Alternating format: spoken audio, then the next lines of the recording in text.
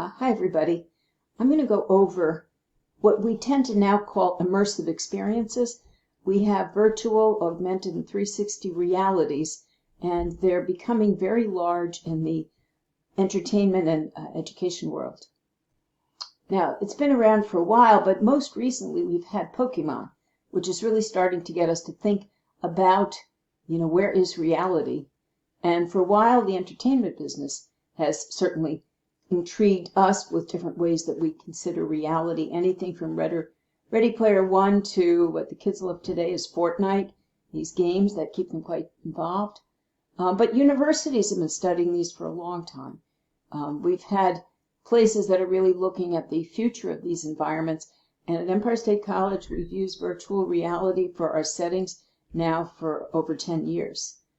Now, other schools, for example, out in Wisconsin, they've been looking at the GPS, integrating that into educational areas.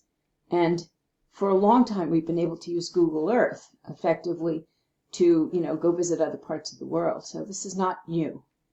And Google Earth has many ways, especially wonderful when you're dealing with high school and middle school kids, to really show them new perspectives on what the world looks like.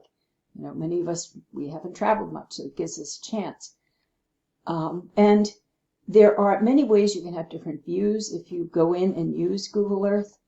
And so if you look collectively at what we're getting today, we're now being able to see many ways that the technology is enhancing the realities that we experience. And we'll be considering that whether you use a computer or a headset, you can now even have reality that's augmented, that overlays things that you can bring through your camera or from other devices. And 360 cameras themselves and 360 printers are opening up a lot more ways that we can be engaged in the three dimensions. Now, this particular slide and a number of these slides are courtesy of Dr. House out of California. He's come and done wonderful presentations. We have an institute with a number of different presenters every month, and he came and talked about his work, but gave some very good orienting slides that showed how we now have this continuum from overlaying reality to mixing it together to realities that are experienced in a different way through a headset. And there are costs associated with seeing these different types of realities, but the costs come down and you're going to find more things coming out on the market to be the ways that we actually do the viewing. But we find today you can work on anything now because cell phones are so powerful. Cell phones are mini computers, and they have cameras built in, they have GPS, they have compassing systems.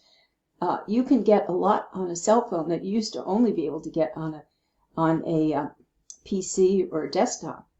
So we've had other ways too where you can actually put that cell phone into Google Cardboard, which just has two different lenses, so that you can have two pictures that are then through the computer integrated into one perspective, giving that sense of dimensionality. And you can, though, also go to much more sophisticated ways of looking at reality through these different virtual and augmented kits. And this shows some of the ways that schools are buying collectives of these to use in classrooms. And you'll see there's a plethora of different types of devices that allow us to actually experience these realities, and so you're no longer confined to one particular way. And for any of you who maybe have or haven't heard about this, Dr. House also brought forward the work that was done by Walmart in terms of using their virtual immersive headsets as a way of training, and what they've done and actually gone in and studied how the employees are learning with these headsets, and so with the virtual reality. So anyway, you can work from the basics to the sublime. We also have now something called haptic devices, as this person is who's working with the car, where you can actually use your hands to simulate some of the experiences. So given all of what's been coming out on the market, how do we get beyond just the wow effect? Yeah, initially it's interesting, but are you able to do things like really enhance your current curriculum? And are you going to be using these separately, or are you going to be having people share and work with them? And you're going to get a lot of acceptance. There's a lot of resistance to technology when they first come out. Also, if you're going to be designing these kind of environments, you want to see how affordable they are. Now, how comfortable is a headset? When you get past the initial wow, are people still really willing to keep the headset on? And how scalable is this? If you really come up with something good, can you bring it to other places? So let's take a look at some of what's coming out in these areas. Again, going back to Dr. House, he brought work that's being done out in California at their university system.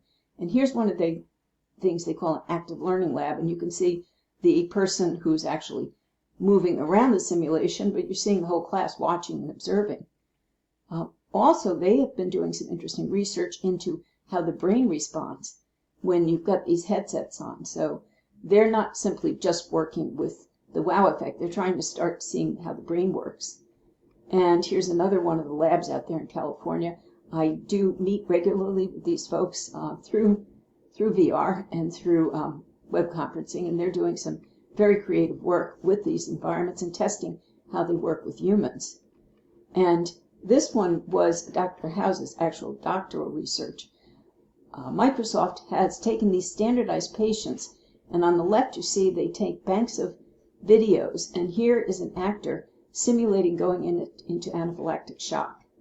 And on the right, this would be what somebody would see through their headset. And this patient, this hypothetical patient, actually dies. So you don't want, you don't always have that opportunity if you're a clinical practitioner and teacher to be able to see these and show these to your students. So companies are looking at ways to use these devices to help healthcare applications. But then you can find virtual and augmented reality being used in middle school. You can start with the virtual reality avatars that many of you have experienced, but you can also go and have that immersive experience. They're very readily available, again, through things like Google Earth, Google Expeditions, just to show you, too, that you can annotate what comes up in Google Earth. You can have people make landmarks, and the Google Earth itself allows you to drill down through many different levels. And here you can see how you can juxtapose some of the augmented areas, like on the right with the Eiffel Tower, with the different types of maps that are available. Now, the nice thing for K-12 and for amateurs is that you can get these 360 cameras quite inexpensively. So you can start testing them, and over in the bottom right is a simple editing program that can be used. So you can start finding these. They're not going to be super high quality, but you can create them quite easily. And once you get better, you can bring your camera with you on these things such as this Google Expedition, where they're going into a glacier. And this was another very interesting Google Expedition that I just found online, where they're looking at the pyramids and then looking at the math underneath it. So teachers can probably not all go out to the pyramids, but can find these 360 experiences and benefit from what others have assembled. And right now, too, in K-12, there are more of these augmented virtual areas coming out. These students actually have on goggles, and they're pulling out, so to speak, these different artifacts from the computer screen. Right now, they're sort of science-oriented, basic anatomy, frogs, hearts, but they're coming out with a lot of new areas for schools to get if they buy into the software. Now, to come again to, let's look at a few other things. Their 360 cameras have been used. This was one of our students who got an expensive 360 camera through a grant and is actually making simulations of ships docking. That was her area. She works in the Maritime Academy. And this happened to be another student who was he was demonstrating at this point how they're using 360 cameras to simulate going into an operation. Well, excuse me, it's not a simulation. It was an actual operation, but it was taped, and I'm sure permissions were gotten, but it's being shared with others. Now, augmented reality overlays what's there, and we've had a student, and this was from her presentation, where she first talks about how you can use a device like an iPad to see what's underneath the streets if you have the right software. She went and developed an application, prototyped it, where she would have the mannequins that are used and are very expensive to keep updated. They would be augmented so that you would bring your iPad over the mannequin. There would be these targets, which would then bring up more information, in this case about a patient who had a concussion. Many of you have experienced virtual reality, and it can be a place to visit. A lot of the virtual reality does not need a headset, and so there are a number of places that have been developed by students within Empire State College. And we've had a presentation recently about the residency that we do in the virtual space, so people can get together and not have to travel to come in and meet with faculty and other colleagues. Now, virtual reality is, it takes a little bit to get started, so there are places coming out with very simple startups, so you can learn something about how to get into these places. But then on the other end, you have things like teaching people how to set up x-rays, and you've had some very sophisticated VR environments made for those.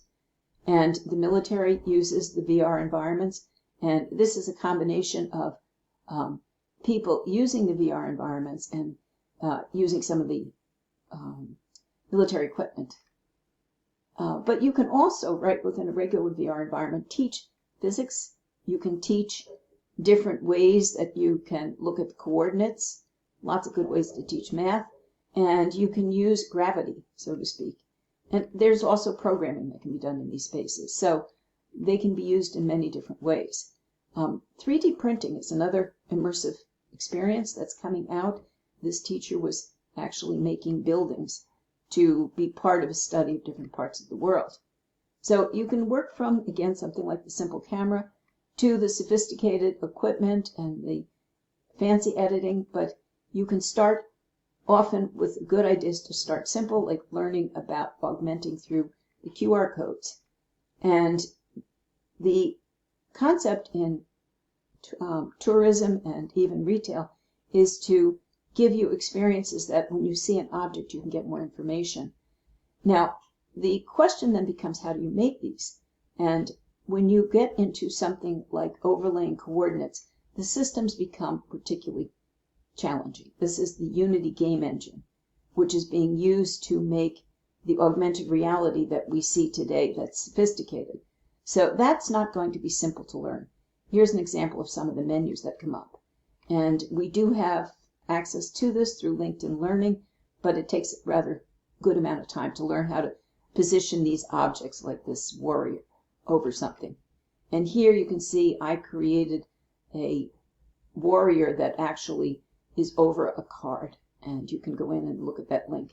So what you need are the target objects, and you also need something that you can hover over. So when you're getting into something like making augmented reality, you can create the objects from scratch, or you could go to things that are now coming out through places like Google, where they're encouraging the shared development of 3D objects, and you can then acquire objects from these companies until you learn how to actually make more sophisticated objects yourself. So kind of in wrapping up, there are a lot of ways that you can get these immersive experiences today, and then you ultimately, as a developer, have to think about how you're going to use them. And so you want to go back and remember that you've got these tools. Are they serving your purposes? Are they more than just a wow experience? So take your knowledge of different ways that you can create reality and actually ultimately create experiences for others, and get involved, explore them, figure out how to use them, and then start creating. And start simple, but then as your skills get better, you can build up. So thank you very much.